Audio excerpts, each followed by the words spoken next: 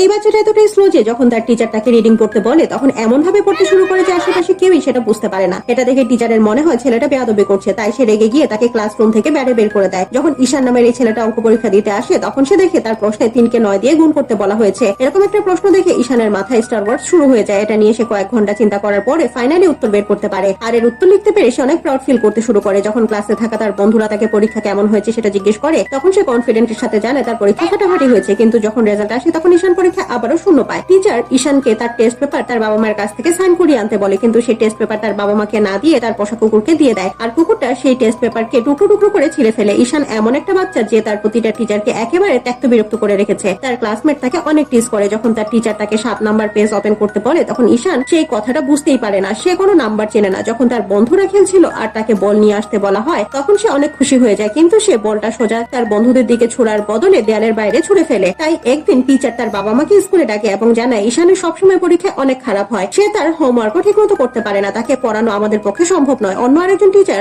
বলে ঈশানের জন্য বিশেষ ধরনের স্কুল রয়েছে যেখানে স্পেশাল চাইল্ডরা পড়াশোনা করে, অর্থাৎ এরা সবাই মিলে ঈশানকে প্রতিবন্ধী বলতে চাইছে। এটা শুনে ঈশানের বাবা অনেক রেগে যায়, আর তার কাছে মনে হচ্ছে ঈশান মোটেও বোকা নয়, বরং তার পড়াশোনা করতে একেবারেই ভালো লাগে না। যদি কোনো পড়া টিচার তাকে পড়ায় তাহলে অবশ্যই তার রেজাল্ট ভালো হবে। ঈশানের মা অনেক মন খারাপ করে কান্না করতে শুরু করে। সেদিন রাতে ডিনারের সময় ঈশানের বাবা একটা বোর্ডিং স্কুলে পাঠানোর জন্য কথা বলে। আসলে সে ডিসাইড করেছে ঈশানকে বোর্ডিং স্কুলে পাঠিয়ে দেবে। ঈশান বোর্ডিং স্কুলে যেতে রাজি হয় না, সে খেতে বসে অনেক রাগ করে, কিন্তু এতে কোনো লাভ হয় না। পরের দিন ঈশানকে বোর্ডিং স্কুলে নিয়ে আসা হয়, যেখানে প্রিন্সিপাল জানায় এখানে শুধু বাচ্চা নয় বরং বড় মানুষরাও সোজা হয়ে যায়। 3 দিনের মধ্যে ঈশান একেবারে বদলে যাবে। এখন ঈশানকে রেখে তার বাবা মা এখান থেকে চলে যায়। ঈশান তার বাবা মাকে চলে যেতে দেখে হাউমাউ করে কান্না করতে থাকে। সে প্রতিদিন বাথরুমে গিয়ে কান্না করে। ক্লাস চলাকালীন সময় ঈশান জানালা দিয়ে পাখি দেখছিল, তখন তার টিচার একটা চোখ ঈশানের মাথায় ছুঁড়ে মারে। শুধু তাই না, একটা স্কেল দিয়ে তার হাতে মেরে ক্লাসের বাইরে শাস্তি দেওয়ার জন্য পাঠিয়ে দেওয়া হয়। অন্য একটা ক্লাসে ঈশানকে একটা কবিতার অর্থ বলতে বলা হয়। ঈশান সেই কবিতাটার মানে তার টিচারকে বোঝানোর অনেক চেষ্টা করে, কিন্তু টিচার তাকে বকা দেয়। এভাবে বোর্ডিং স্কুলে আসার পরে ঈশানকে নিয়ে সবাই হাসাহাসি করতে থাকে। তার এমন উল্টাপাল্টা কথা বলা বা পড়াশোনা নিয়ে সবাই মজা করে, কিন্তু সত্যি কথা হলো ঈশান আসলে ভালোভাবে পড়াশোনা করতে পারে না। তার সামনে সবগুলো অক্ষর এবং নাম্বার